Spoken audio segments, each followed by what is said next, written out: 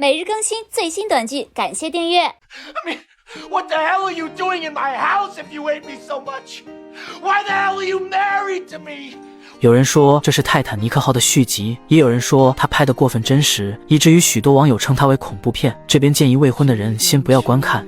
杰克和肉丝上岸后，自然而然组建了一个温馨的小家，不但有着可爱的一儿一女，还有着富庶的生活，一套富人区的大别墅也能轻松将他拿下。这似乎是所有30岁单身还没钱的人都遥不可及的梦想生活。然而，杰克虽是全球顶尖企业中的一员，却也躲不过职场里的勾心斗角和上司吩咐不完的琐碎工作。可好不容易熬到了下班，却还得去接妻子回家。原本以为会一直这样简单而平凡的过下去，直到迎来属于他们的7年之痒魔咒。为了更好的照顾家庭，杰克试图劝解肉丝离职，毕竟自己的工资还不错，养活一家人已然绰绰有余，而妻子也完全无需遭受职场中的不尽如意，只需要安稳地做一个全职主妇。本以为妻子会欣然接受这份不错的差事，却没想到触动到了妻子敏感的神经。她认为自己为了家为了孩子，已然放弃了当初成为演员的梦想，而甘愿做起了一名话剧院的小配角。可自己的牺牲在丈夫眼里却只是理所应当。眼见妻子愈发的怒火中烧，于是杰克停下车想要安慰妻子，可却被她一把推开了。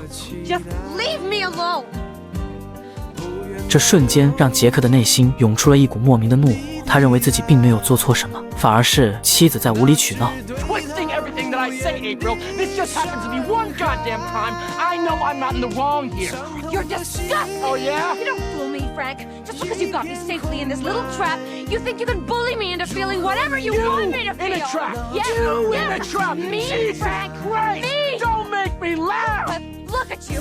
Look at you and tell me how by any stretch of the imagination you can call yourself a man.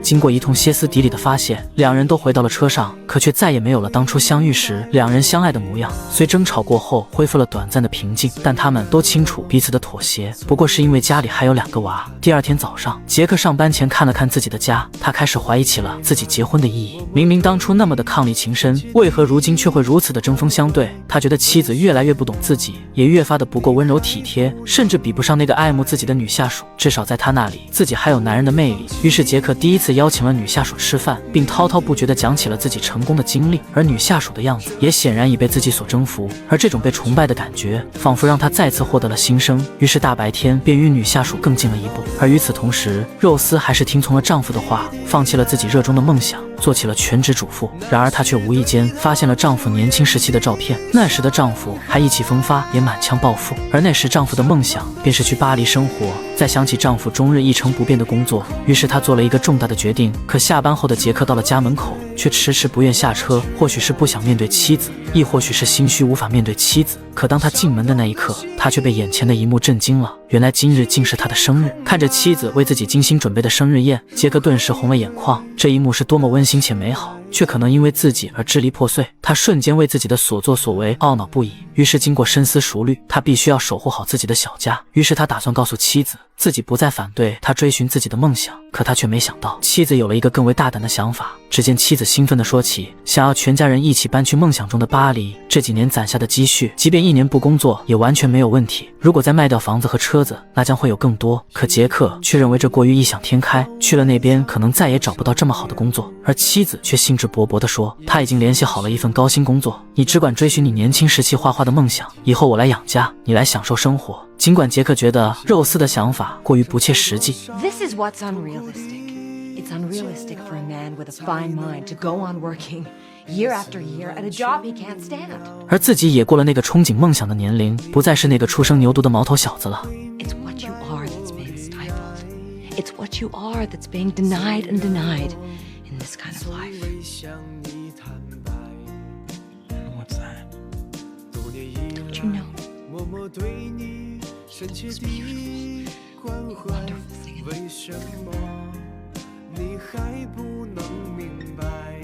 他好久不曾听到妻子对自己如此的肯定，而杰克也最终在肉丝的甜言蜜语中沉沦。于是第二天上班时，杰克一改往日的小心谨慎，吹着口哨大摇大摆地走进了公司。他不再在乎上司与同事的看法，因为他的心早已飞往了梦想中的巴黎。而肉丝也顺利地办理了出行的签证，只需要再过2个月，他们便可以出发了。从这以后，杰克每日都会早早的回家，他会第一时间拥抱妻子，接着陪伴孩子，使这个家庭变得更加温馨与幸福了。可杰克的同事却认为他们的决定太过草率，放弃人人称羡的安稳生活，去另一地方重新开始，实在是太不切实际了。而邻居虽然表现得相当羡慕，却在背地里嘲笑他们太天真。然而杰克和肉丝并不在乎他人所想，只打算过自己想过的日子。原本以为去巴黎的计划板上钉钉了，可不曾想老板却在此刻抛来了橄榄枝，他打算给杰克升职，这意味着奋斗了10年都未曾得到的职位，此刻将会落到自己的头上，并且收入也将由此而翻番。然而这些都不足以让他改变自己的想法，可直到领导的一番话。 Frank, let me tell you something my father told me.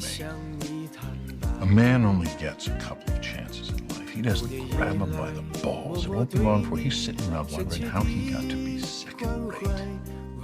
杰克动摇了去巴黎的决心，可他却不知道该如何与妻子提起此事。正当他想要说起此事时，却意外得知妻子有了身孕，而显然这个孩子来的不是时候。妻子也对此苦恼不已，他害怕孩子的到来会打乱原本的计划，于是他想要拿掉他。可在杰克眼里，仿佛孩子的到来就是在提醒他不要冲动行事。于是他趁着与邻居度假的间隙，故意提起了领导想要提拔他的事。而肉丝似乎也听出了杰克的想法，于是杰克只好委婉地说道：或许远在天外的巴黎也没有想象中的美好，可这份实实在在的收入却真的能改变他们的生活，可以换更大的别墅，也可以有足够的金钱来旅行，也能给买想要的限量包包。即便不去巴黎，也可以在这里享受生活了。 Won't you still be wasting your life toiling away at a job you find ridiculous? Maybe we let that be my business, all right? 于是杰克不顾妻子的反对，接受了老板的提拔。可他们的生活却因此再次开启了让人窒息的模式。只要一吵架，肉丝都会因为这件事说杰克说话不算话，两人的矛盾也因此一触即发。 I support you, don't I? I pay for this house. I work 10 hours a day at a job I can't stand. You don't have to. Bullshit. 争吵也愈发的声嘶力竭，肉丝不理解为何明明做好了决定却要改变，杰克也无法理解为何一定要抛弃安稳的日子去幻想中生活。怒气上头，杰克打算洗把脸冷静一下，却无意发现了妻子打胎的工具。杰克彻底爆发，生气地质问着他。 It would be for you, Frank. Don't you see How can that? it be for me when the thought of it makes my stomach turn over, for God's sake? 原本是爱得最深的人，此刻却说着最狠最伤人的话，仿佛彼此是自己最大的仇人。可杰克不知道的是，妻子只想逃离这里，不管他是不是巴黎，如果再坚持下去，他也无法确定这个家的结局。 If you need a shrink, it will be paid for. Obviously. I guess there isn't much more to say then, is there? 看着妻子痛苦流涕，杰克安慰起妻子。 We can be happy here. I can make you happy here. I hope so, Frank.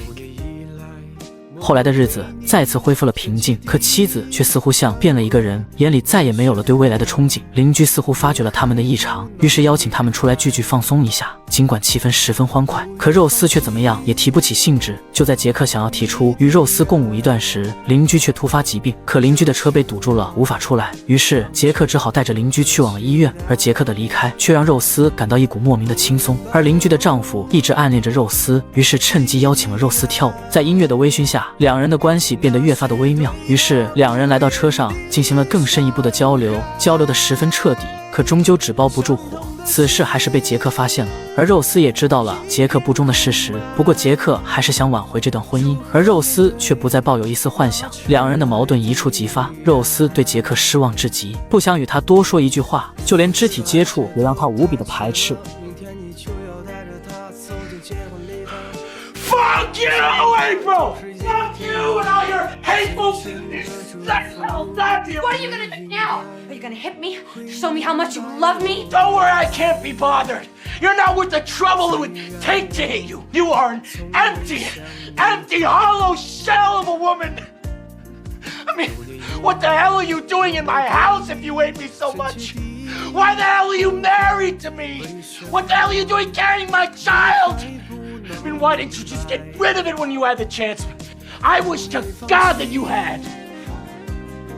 肉丝顿时被杰克的话吓得愣住，他不知道为何曾经的挚爱，如今却成了这副模样，彼此都如同一把锋利的剑，想要狠狠刺向对方最柔软的地方。后来一气之下的肉丝跑了出去，直到天黑都没有回家，而杰克望着妻子的方向，却也毫无办法，他只能用酒精来麻痹自己，这种感觉如同永久的黑夜，仿佛再也看不到一丝亮光。他以为再也无法与妻子和好，可让杰克没有想到，第二天早上竟然在厨房看到了妻子的身影，还微笑着与自己说早安，仿佛什么事也没有发生的模样。杰克顿时不敢置信，眼神中闪过一丝惶恐与不安。于是在吃饭时，杰克试图与妻子聊天，却发觉妻子并没有什么异常，好像昨天的一切只是一场梦一样。为了确定妻子真的原谅了自己，上班前杰克问出了心中的疑虑。 And you don't hate me or anything? No, of course I don't. 随后放心的出了门，可刚送走了杰克，肉丝却止不住的大哭了起来。他不仅收拾好了碗筷，还把家里打扫得干干净净，接着给邻居打去了电话，拜托他们接一下小孩。随后他走到了窗台，原来他已经自己拿掉了孩子，鲜血不停地落下，他没有觉得疼痛，反而感到莫名的轻松。